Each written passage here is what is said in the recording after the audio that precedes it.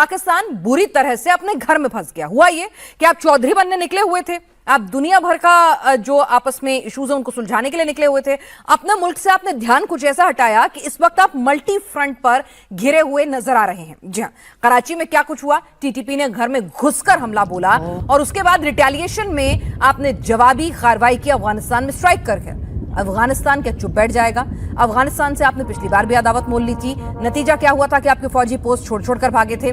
किस तरह से आपकी थूथू हुई थी, अपने ही मुल्क में लोग सवाल उठा रहे थे कि अफगानिस्तान के ऊपर आप इस तरह की स्ट्राइक करके करना क्या चाह रहे हैं। तो अब एक बार फिर अफगान फ्रंट आपने खोल दिया है। इस सब के बीच में बलूचों का फ्रंट ऑलरेडी खुला हुआ है। बलूचों की अगर बात करें तो सीपैक में पूरा ग्वादर तक वो लगातार नाकेबंदी करे हुए हैं, वहां पर आपकी एंट्रेंस जो है टोटली ब्लॉक है। पीओके की बात कर लें तो पीओके में किस तरह से आवाम इस वक्त कह रहा है कि हमें आपसे आजादी चाहिए, और इस वक्त हालात ये हैं कि मुनीर साहब और साथ ही साथ शहबाज शरीफ साहब की इतनी हिम्मत नहीं है कि वो पीओके के अंदर कदम भी दाखिल कर सकें। तो पीओके में विद्रोह की आग भड़की हुई है। अफगानिस्तान से आपने फ्रंट खोल लिया है। साथ ही इमरान की पार्टी जो है लगातार इंटरनेशनल फोरम की आप पर फजीहत कराती है, वहां इंटरनेशनली नैरेटिव बिल्डिंग का काम जो है लगातार किया जा रहा है। तो अगर कुल मिलाकर देख लीजिए तो पाकिस्तान ने क्या किया कि अपने घर पर ध्यान नहीं दिया। और अब एक और आपको बता दें कि पाकिस्तान की हालत और कैसे, जिसे कहते हैं ना, गला सूख रहा है, नदियां सूख रही हैं। पानी की किल्लत कुछ ऐसी है कि पाकिस्तान में अब एक और फ्रंट खुल जाएगा।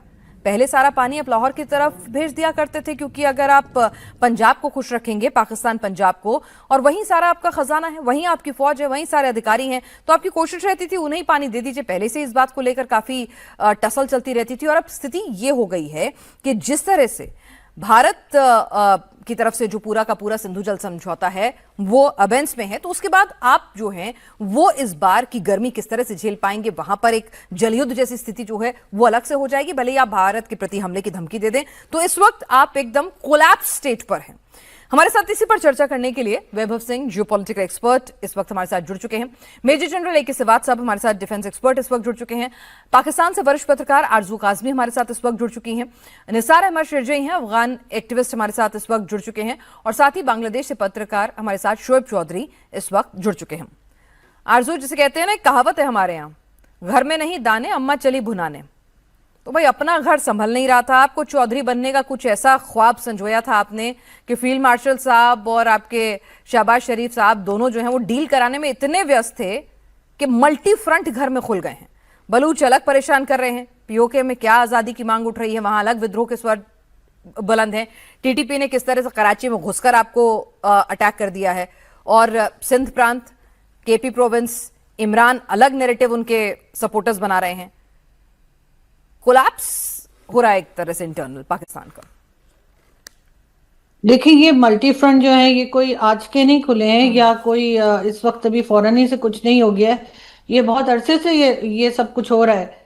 चाहे ये बलूचिस्तान हो, चाहे ये कश्मीर या आज़ाद कश्मीर या POK जो भी आप लोग कहते हैं वो हो, या KP के अफगानिस्तान के साथ जो हमारी एक टेंशन चल रही है, ये कोई आज की नहीं है, ये तो काफी सालों से है। इस वक्त जरा बढ़ गई है, ये कहा जा सकता है। बाकी पाकिस्तान तो जैसे पीस डील का हिस्सा बना, अब जाहिर है कि अमेरिका के कहने से या डोनाल्ड ट्रंप को खुश करने से ही बना है। इसके अलावा तो कोई और रीजन दिखाई नहीं देता। लेकिन इस वक्त ये जरूर है कि यहाँ पे जो हालात हैं, ये जो सिचुएशन है वो काफी टेंस है, क्योंकि पाकिस्तान ने अटैक किया है अफगानिस्तान के ऊपर और कहा यही जा रहा है कि जी भारत अपनी प्रॉक्सी वॉर जो है वो अफगानिस्तान के जरिए लड़ रहा है। अब ये बात कहाँ तक आम पब्लिक जो है इसको मानती है, ये खैर एक बहुत बड़ा चैलेंज है गवर्नमेंट के लिए, क्योंकि लोग इस बात को मान नहीं रहे। लेकिन ये जरूर है कि अफगानिस्तान के साथ टेंशन जो है वो उस वक्त बढ़ती हुई दिखाई दे रही है। दोनों तरफ बॉर्डर्स जो हैं वो बंद हैं, चाहे अफगानिस्तान का हो चाहे भारत का हो, और इस तरह से ना ट्रेड हो रही है ना कुछ हो रहा है। तो इससे पाकिस्तान की आम पब्लिक जो है वो तो मुश्किल में आएगी। लेकिन जो लीडरशिप है, चाहे वो मिलिट्री एस्टेब्लिशमेंट हो चाहे गवर्नमेंट हो, वो कहाँ तक इसमें से निकल पाएंगे ये तो खैर कुछ दिनों में पता लग ही जाएगा। लेकिन इनको इतना ज्यादा फर्क पड़ता नहीं है, क्योंकि अगर वाटर शॉर्टेज होती है तो भी इनके घरों में तो पानी आएगा ही, और बाकी सारी चीजें भी इनको जो आम पब्लिक है उसी को भुगतना होगा, तो उसके इनको इतनी परवाह नहीं मुझे लगता। नहीं, परवाह तो बिल्कुल भी नहीं है आरजू, लेकिन हर चीज के लिए हिंदुस्तान को ब्लेम कर देना ये पुरानी आदत है, लेकिन अब इस आदत से बाज आना चाहिए। अब जरा सोचिए कि भाई जब 4 दिन के अंदर अंदर ऑपरेशन सिंदूर में बता दिया कि कुव्वत क्या है, कहाँ खड़ा है ये मुल्क, और पूरी दुनिया में, भाई आंकड़े पूरी दुनिया में बोलते हैं ना, चाहे वो डिफेंस के आंकड़े हो या फिर पैसों के आंकड़े हो, रसूख के आंकड़े हो, सब कुछ पूरी दुनिया बोलते हैं। तो पाकिस्तान को 4 दिन में समझ में आ गया, तो उसके बावजूद भी हमें प्रॉक्सी वॉर लड़ने की जरूरत क्या है? सीधे वॉर में जब हम लोग घुटने पे ला सकते हैं 4 दिन में, तो प्रॉक्सी की तो जरूरत ही नहीं है। आपसे अफगान नहीं संभल रहे, आपसे बलूच नहीं संभल रहे, पीओके पर हिंदुस्तान का स्टैंड क्लियर है कि अब बात उस पर होगी और वो लेकर रहेंगे। तो पहले आप अपना घर तो संभालिए, उस पर तो बातचीत करिए। आप दुनिया की बातचीत कराना चाहते हैं, लेकिन ना आप अफगान से बात करते हैं, ना आप बलूचों से बात करते हैं, ना आप केपी प्रोविंस में बात करते हैं, ना आप इमरान से बात करते हैं। बिल्कुल ठीक कह रही हैं आप, यहाँ पर इन तमाम लोगों से बात करनी होगी, लेकिन प्रॉब्लम ये है कि अगर ये भारत का नाम नहीं लेंगे तो पब्लिक में कोई खास जोश नहीं आता। इसलिए कि लोग कहते हैं कि जी अफगानिस्तान से आप लड़ रहे हो तो इस्लामिक नेशन है, उसके साथ क्या लड़ाई करना।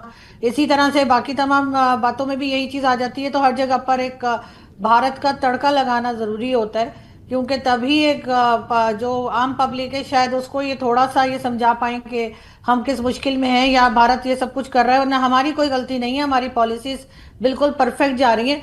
लेकिन अब ऐसा नहीं है, क्योंकि अब लोग जो हैं वो इंटरनेट भी इस्तेमाल कर रहे हैं, इंटरनेशनल मीडिया भी देख रहे हैं, और जो नई जनरेशन आई है मेरे ख्याल है वो ज़्यादा स्मार्ट है, वो इन तमाम चीज़ों को समझती है। तो उस तरह से बातें नहीं हो पा रही हैं जैसा कि इस वक्त गवर्नमेंट या गवर्नमेंट चलाने वाले करना चाह रहे हैं। जी।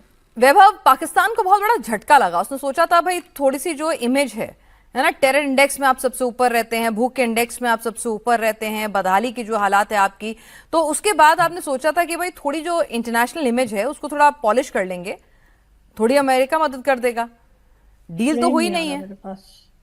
जी आरजू, आप कुछ कहना चाह रही हैं? नहीं नहीं नहीं, सॉरी। जी जी, हाँ वैभव। जी फिलहाल देखिए, पाकिस्तान जो भी भुगत रहा है वो अपना ही बनाया हुआ भुगत रहा है। अगर आज लोग तालिबान को दोष देते हैं कि जी अफगान तालिबान इन सब के पीछे है और अफगान तालिबान जो है हमारे यहाँ आतंकवादी घटनाएं करा रहा है या टीटीपी को सपोर्ट कर रहा है, तो आप मुझे बता दीजिए कि ये अफगान तालिबान जो है ये इनको बनाया किसने था? ये कहाँ बने थे? जुल्फिकार अली भुट्टो का क्या रोल था उसमें? पाकिस्तानी आर्मी और आईएसआई का क्या रोल था इनको बनाने में, इनको पालने में, इनको पोसने में? फिर जब अफगान जिहाद जो सोवियत यूनियन के खिलाफ जब वो खत्म हुआ, तो उसके बाद इतनी अफगान तालिबान को की सरकार को दुनिया में ईरान, एक पड़ोसी मुल्क अफगानिस्तान का, एक इस्लामी मुल्क, उसने रिकॉग्नाइज नहीं किया। लेकिन पाकिस्तान ने उस कंट्री को, अफगान रजीम को रिकॉग्नाइज किया।